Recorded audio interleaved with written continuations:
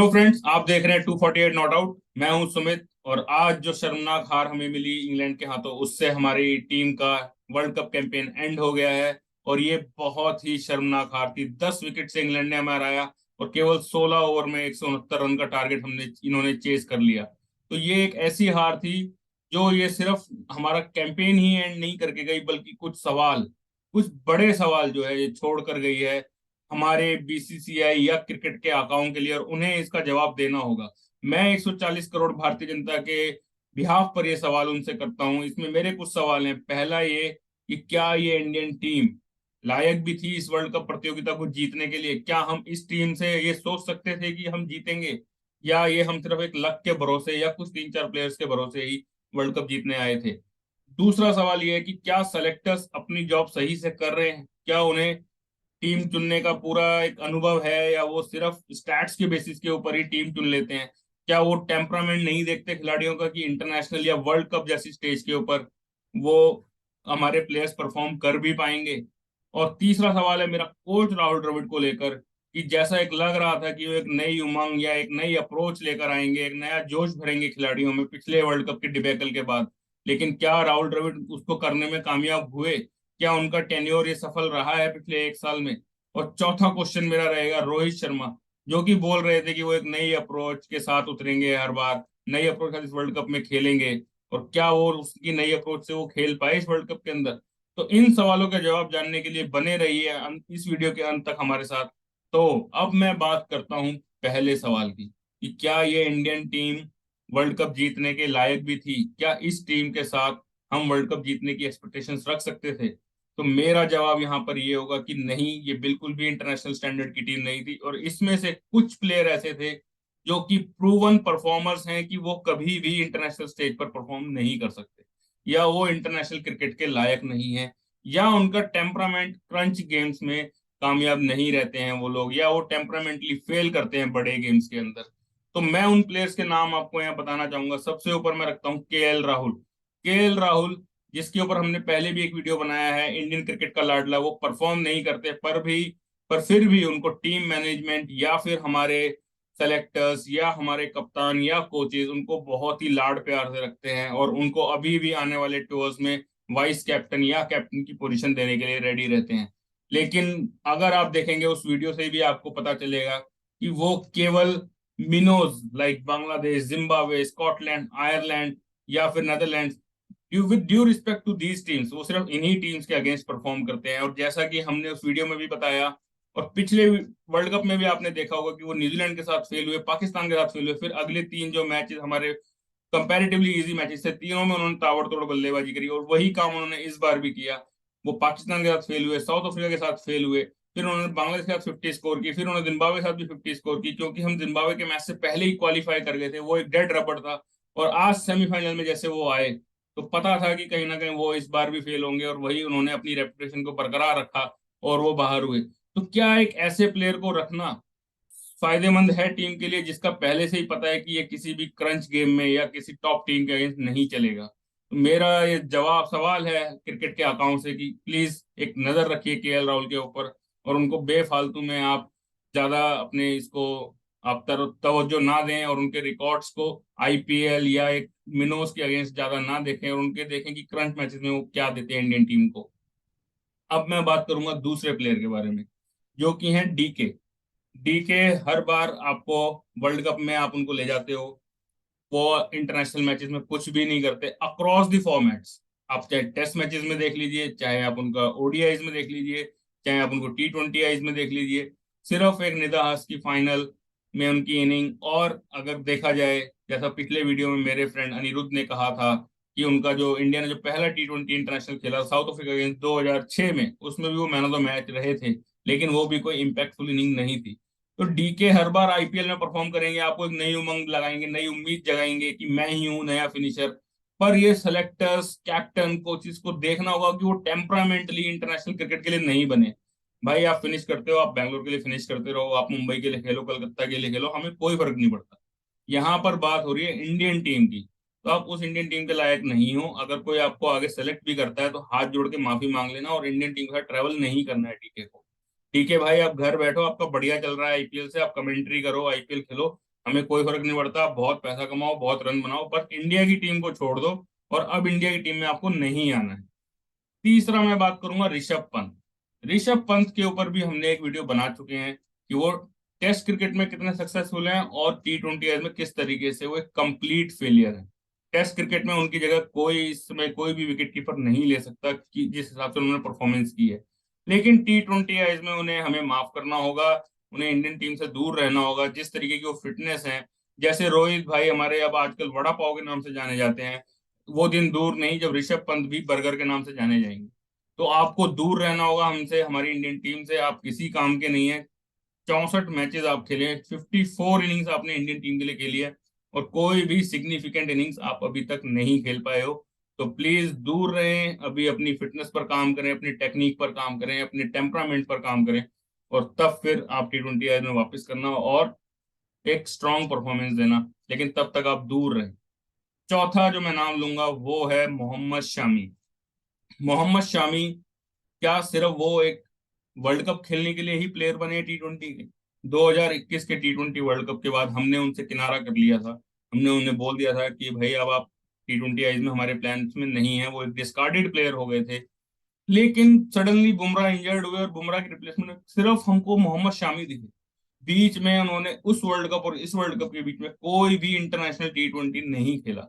लेकिन सडनली आप आते हैं, वर्ल्ड कप में खेलते हैं, लेकिन कोई भी सिग्निफिकेंट परफॉर्मेंस आप नहीं दे पाते। और जैसे ही टीम अंडर प्रेशर होती है, आप जैसे प्लेयर को, जो कि इतने एक्सपीरियंस प्लेयर है, उनको उनसे टीम उम्मीद करती है कि जब बाकी बॉलर्स दबाव में होते हैं, यंग बॉलर्स दबाव में होते हैं, तो आप कुछ परफॉर्म करें। पर आप तो वही टेस्ट मैचेस की लेंथ पर बॉलिंग करते रहते हैं।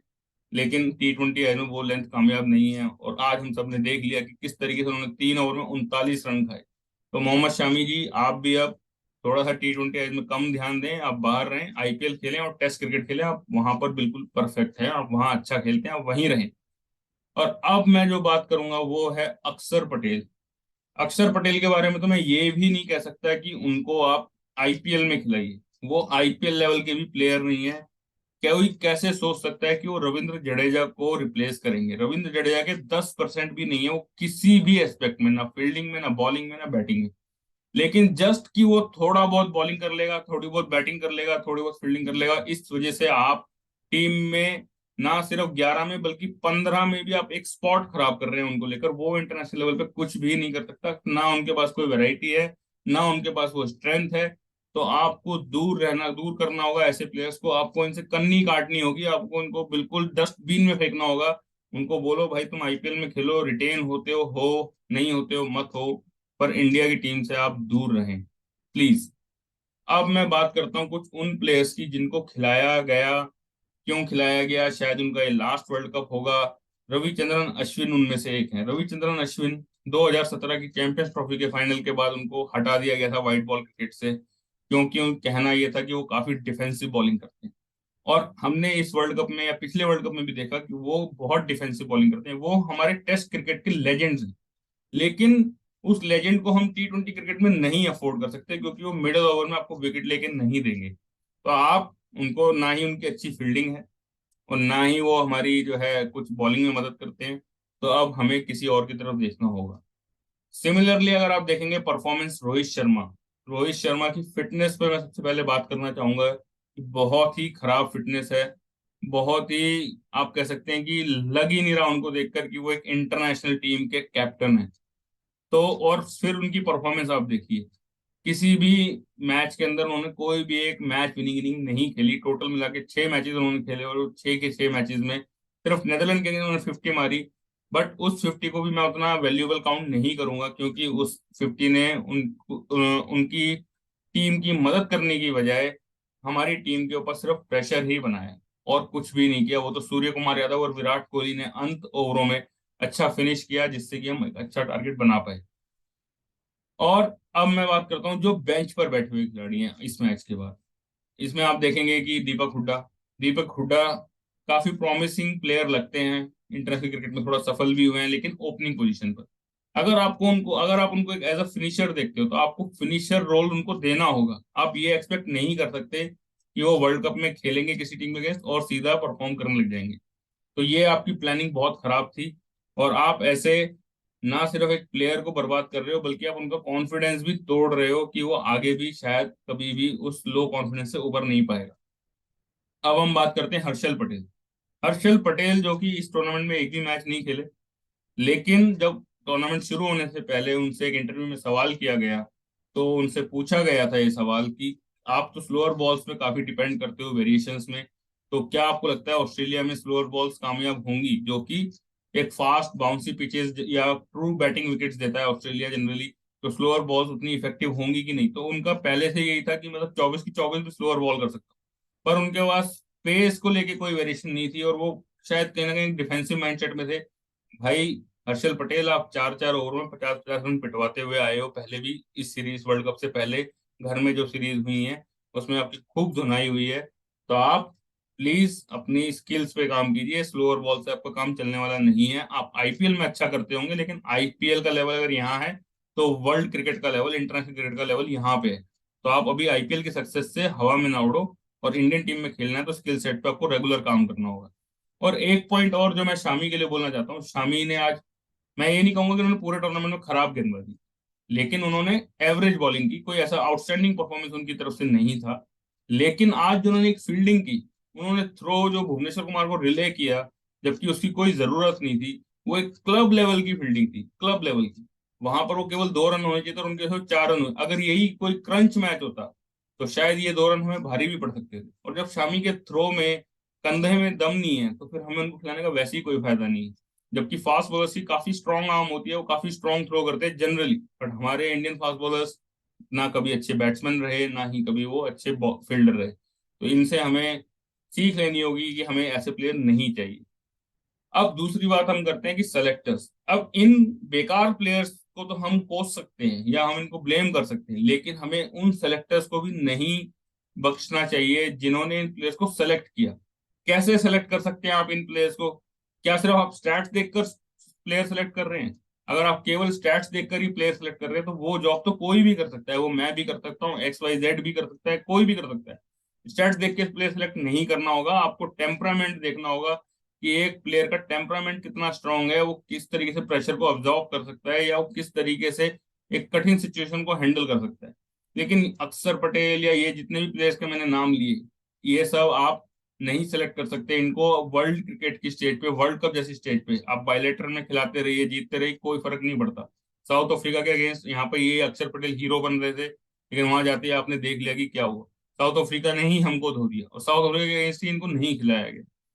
ऑस्ट्रेलिया के लिए कितना ये अच्छा परफॉर्म कर रहे थे ऑस्ट्रेलिया के अगेंस्ट, लेकिन हम भी जानते हैं कि ऑस्ट्रेलिया में परफॉर्म नहीं करेंगे। तो ये सेलेक्टर्स को समझना होगा कि कौन सा प्लेयर किस कंडीशन के लिए बेटर है, और तभी हमें उनको सेलेक्ट करना होगा। तो सेलेक्टर्स आपको भी अपनी जो है, बिल्कुल अपनी नॉलेज, अपनी पूरे अनुभव का इस्तेमाल करते हुए टीम सेलेक्ट करनी होगी। आप भी आगे से इस कंडीशन के लिए उतने ही जिम्मेदार होंगे जितने की प्लेयर्स। अब बात करते हैं राहुल द्रविड़ कोच की। वैसे राहुल द्रविड़ एक लेजेंड है, उनकी हम बहुत रिस्पेक्ट करते हैं, वो वन ऑफ द ग्रेट हैं, और उन्होंने अंडर 19 और इंडिया ए के लिए जो काम किया है वो सब ने देखा है, और सब उसकी सराहना भी करते हैं। लेकिन अभी 1 साल इनके टेन्योर को ऑलमोस्ट हो गया है, लेकिन इंडियन टीम के रिजल्ट्स में कोई खास परिवर्तन नहीं आया। बायलेटरल्स हम पहले भी जीत रहे थे, बायलेटरल्स हम अभी भी जीत रहे हैं। वर्ल्ड कप के पहले भी हम हार रहे थे, वर्ल्ड कप में हम सेमीफाइनल्स में पहुंच रहे थे, हार रहे थे, वही अब इस बार भी हुआ। तो आपको ये देखना होगा कि आपको क्या चीज चेंज करनी थी। आप almost same set of players लेकर दोबारा इस वर्ल्ड कप में पहुंच गए। आप बोल रहे थे कि हम नई तैयारी कर रहे हैं, हम नए प्लेयर्स लेके आएंगे, लेकिन 2-4 प्लेयर्स को अगर छोड़ दे, तो कोई भी आपके नए प्लेयर्स नहीं थे, आप सिर्फ उन्हीं प्लेयर्स को लेकर गए। और आप एक काफी कंजर्वेटिव कोच की तरह सामने आ रहे हैं। शायद आप में वो एग्रेशन, हो सकता है कि आप में अंदर से वो एग्रेशन हो, बट शायद ये प्लेयर इतने बड़े हो गए हैं जो आपको नहीं कुछ समझ रहे हैं, आपकी बातों को नहीं वो उतना सीरियसली लेते हैं, क्योंकि शायद ये आईपीएल में इतनी सक्सेस इन प्लेयर्स को मिल चुकी है कि अब इनको इंडिया के लिए वो सक्सेस पाने का वो जुनून, जो एक जज्बा होता है, वो जज्बा इनके अंदर अब नहीं रहा है। तो इनको लगता है कि Indian jersey is an easy thing to wear, वो पहन लेते हैं, खेल लेते हैं, बस बात खत्म, और शायद पैसा आईपीएल से आ ही रहा है।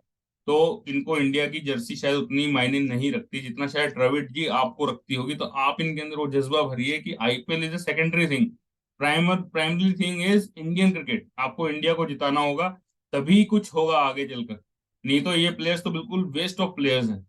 और अंत में मैं बात करता हूँ रोहित शर्मा की। रोहित शर्मा से पोस्ट मैच प्रेजेंटेशन के अंदर पूछा गया तो उन्होंने सीधा सीधा बॉलर्स को ब्लेम कर दिया कि आज बॉलर्स ने अच्छी बॉलिंग नहीं की। लेकिन मैं इससे बिल्कुल भी सहमत नहीं हूँ। उन्होंने एक बार भी अपनी ओपनिंग पार्टनरशिप की बात नहीं की, जो कि इस पूरे वर्ल्ड कप में pathetic, one of the worst batting performance थी इस पूरे वर्ल्ड कप के अंदर। आप हर बार ये नहीं सोच सकते कि आप पावर प्ले में कुछ भी नहीं करेंगे या सिर्फ 10 ओवर में कुछ भी नहीं करेंगे और लास्ट के 10 ओवर में आपके लिए भगवान की तरह विराट कोहली, सूर्य कुमार यादव और हार्दिक पांड्या आकर रन बनाएंगे। आपने पूरे टूर्नामेंट में कुछ भी नहीं किया। आपने और केएल राहुल ने, आपको इसकी जिम्मेदारी लेनी चाहिए थी। आपको खुद पर यह ब्लेम लेना चाहिए था कि आप खुद कुछ नहीं परफॉर्म कर पाए। 6 ओवर का जो पावर प्ले होता है, हमने 6 मैचेस टूर्नामेंट में खेले और हमारा हाई स्कोर 43 रन था, वो भी जिम्बाब्वे के अगेंस्ट। हर बार हम 10 ओवर में 60 run, 50 run, 70 run, even Pakistan के अगेंस्ट हम 45 रन पे 4 रन, 4 विकेट खोकर स्ट्रगल कर रहे थे। तो हर बार आपको विराट कोहली, सूर्य कुमार यादव या हार्दिक पांड्या बचाने नहीं आएंगे। और रोहित शर्मा, आपको अपनी जिम्मेदारियों को समझना होगा और अगर गलती आपसे हो रही है तो आपको उसका ब्लेम खुद पर लेना होगा, ना कि बॉलर्स पे डालकर आप बच सकते हैं। और मैं एक बात और भी बताना चाहता हूँ, रोहित शर्मा ने अभी जब हम इंग्लैंड में गए थे 4-5 महीने पहले, उस वहां पर उन्होंने एक नई अप्रोच का खुलासा किया था कि हम लोग इंग्लैंड की तरह क्रिकेट खेलना चाहते हैं, स्पेशली T20 क्रिकेट में, और हम पावर प्ले में तेज से तेज रन बनाना चाहते हैं, 60 रन, 70 रन या जितना भी हो सके, और विकेट खोने से भी हम अपनी अप्रोच को बदलेंगे नहीं। और अगर हम हार भी जाते हैं, 1-2 मैचेस में हम हार भी जाते हैं, तो भी हम अप्रोच चेंज करने वाले नहीं हैं। क्योंकि ये अलग चीज है कि हम मैच हार जाएंगे, लेकिन अगर हम अप्रोच को सही रखेंगे, एग्रेसिव अप्रोच रखेंगे, तो we will get the success eventually. पर जैसे इन्होंने बायलैटरल्स में तो ये बहुत अच्छा किया। इन्होंने ऑस्ट्रेलिया के अगेंस्ट किया, साउथ अफ्रीका के अगेंस्ट किया, इंग्लैंड के अगेंस्ट किया, वेस्ट इंडीज में किया। लेकिन जैसे ही वर्ल्ड कप आया, वो सब भूल गए। वैसे भी विराट कोहली ने एक इंटरव्यू में कहा है कि रोहित शर्मा को भूलने की बहुत आदत है। कभी वो पासपोर्ट भूल जाते हैं, कभी मोबाइल फोन भूल जाते हैं, कभी कुछ भूल जाते हैं, कभी कुछ। शायद वो अपनी अप्रोच भी इस वर्ल्ड कप में भूल गए। और सबसे वर्स्ट परफॉर्मेंस इस वर्ल्ड कप के अंदर हमारी इंडियन टीम की रही है पावर प्ले के अंदर, और इसका सीधा सीधा रीजन केएल राहुल और हमारे वड़ा पाव रोहित शर्मा जी रहे हैं। और इनको, और फिर उसके बाद ये जिम्मेदारी से भी भाग रहे हैं, अपने ऊपर ब्लेम भी नहीं ले रहे हैं और केवल बॉलर्स को कर दे रहे हैं। तो ये एक बहुत ही इनकी इररिस्पॉन्सिबलनेस दिखाता है कि ये अभी भी परिपक्व नहीं हुए हैं कप्तान के तौर पर। आईपीएल में इन्होंने बहुत ट्रॉफीज जीती होंगी, उससे कोई फर्क नहीं पड़ता, लेकिन इंडिया के लिए एशिया कप में अभी हम फाइनल में नहीं पहुंचे। और जैसे तैसे हम यहाँ पे भी सेमीफाइनल तक पहुंचे, जबकि हम डिजर्विंग टीम नहीं थे। अगर आप देखेंगे, हम डिजर्विंग टीम क्यों नहीं थे? हमारे को एक कंपैरेटिवली इजी ग्रुप मिला। हमारे साथ पाकिस्तान था, साउथ अफ्रीका था, और बाकी 3 टीमें वीक टीम थी। तो हमें इजी ग्रुप मिला। पाकिस्तान के साथ हमें कोहली की ब्रिलियंस ने जिता दिया। साउथ अफ्रीका से हम हार ही गए। बांग्लादेश ने भी हमें एक बार को डरा कर रख दिया था। वो तो बारिश ने एकदम से उनका मोमेंटम तोड़ा और फिर हम वो मैच जीते। बांग्लादेश से जीते, नीदरलैंड से जीते और फिर जिम्बाब्वे से जीते, और पाकिस्तान से हम कोहली की वजह से जीते। तो इस वजह से हम सेमीफाइनल में पहुंच गए। लेकिन आज सेमीफाइनल ने दिखा दिया कि हम कहाँ पर स्टैंड करते हैं वर्ल्ड क्रिकेट के अंदर। आप कहीं भी स्टैंड नहीं करते हो। तो आपको ये सब चीजों को समझना होगा, इन सब सवालों के जवाब आपको देने होंगे। टीम का चयन आपको सिर्फ आईपीएल के बेसिस पे, सिर्फ स्टैट्स के बेसिस पे नहीं करना होगा। तो आज के वीडियो में मैं बस इतना ही कहना चाहूंगा। काफी दुख हुआ सब भारतीय दर्शकों को, और अब क्या कर सकते हैं, लेकिन जिंदगी ऐसे ही चलती रहती है। चलने का नाम ही गाड़ी है। और मैं आशा करता हूं कि अब इंडियन टीम इससे जरूर कुछ सीखेगी, ना कि हमेशा की तरफ सिर्फ कहती रहेगी कि हम this was a learning, it was a learning, it was a learning. But अब सिर्फ लर्निंग का वक्त नहीं, उस लर्निंग से कुछ इम्प्लीमेंटेशन का वर्क है, एग्जीक्यूशन का वर्क है। और अब आपको जीतना होगा, सिर्फ बायलैटरल्स नहीं, आपको आईसीसी ट्रॉफीज जीतनी होंगी। अगले साल 50 ओवर का वर्ल्ड कप है, उसके बाद फिर T20 का वर्ल्ड कप है। तो आपको ध्यान रखना होगा, और अब आपको ये वक्त आ गया है कि अब हमें ये टूर्नामेंट जीतने होंगे। तो इसी के साथ मैं विदा लेना चाहूंगा। Thanks for watching 248 not out.